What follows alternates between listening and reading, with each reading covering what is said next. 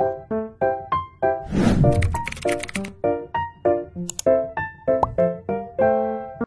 warahmatullahi wabarakatuh. Perkenalkan, nama saya Felis Triswadija dari 10 TKJ 5. Di sini saya akan menjelaskan mengenai K3LH dan sebagainya. K3LH adalah singkatan dari Kesehatan dan Keselamatan Kerja dan Lingkungan Hidup, yaitu mengenai suatu program kesehatan dan keselamatan kerja dan lingkungan hidup pada suatu perusahaan atau pada instansi lain yang mempunyai banyak tenaga kerja atau karyawan. Dasar hukum K3LH diantaranya adalah Undang-Undang Nomor 1 Tahun 1970 tentang Keselamatan Kerja, Permenaker Nomor 5 Tahun 1996 tentang Sistem Manajemen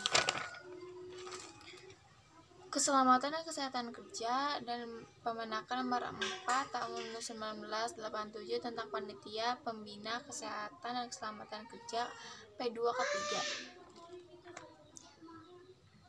Tujuan dari K3LH antara lain melindungi para pekerja atas hak keselamatannya, meningkatkan hasil produksi dan juga produktivitas nasional, meningkatkan kesejahteraan hidup, menjamin keselamatan setiap orang yang berada di lingkungan kerja.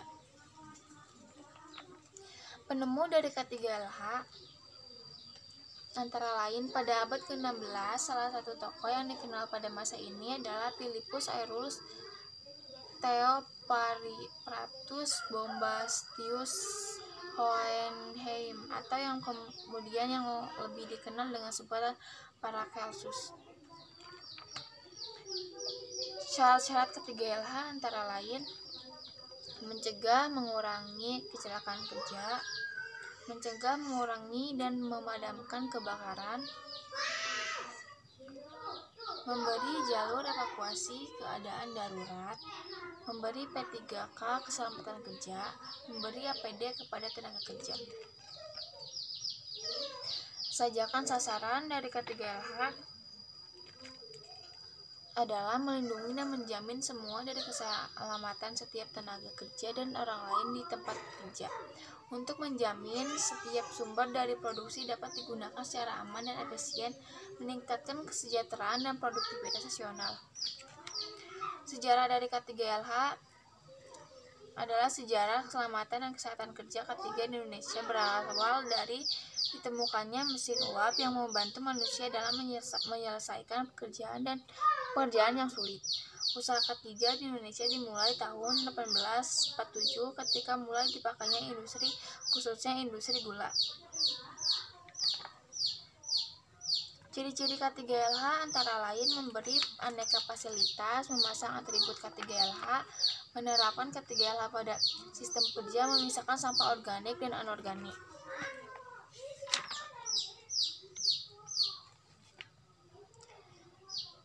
Contoh-contoh sampahnya antara lain sampah anorganik adalah plastik, kresek, ember, pot, gelas plastik, kaca, pesihan kaca, pecahan piring, kertas, koran, kardus, logam, aluminium, lembaga, seng, minyak jelantah.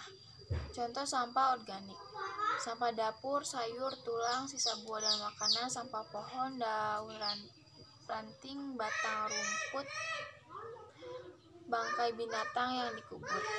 Contoh-contoh K3LH antara lain menerapkan kebijakan keselamatan dan kesehatan kerja dan menjamin komitmen terhadap penerapan sistem manajemen K3.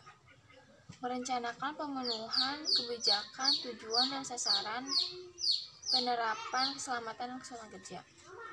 Menerapkan kebijakan keselamatan dan kesehatan kerja secara efektif dengan mengembangkan kemampuan dan mekanisme pendukung yang diperlukan mencapai kebijakan, tujuan, dan sasaran keselamatan dan kesehatan kerja. Dan ada juga melindungi karyawan dari kecelakaan kerja, bermacam penyakit akibat kerja, dan dampak lingkungan sekitar dari berdirinya industri.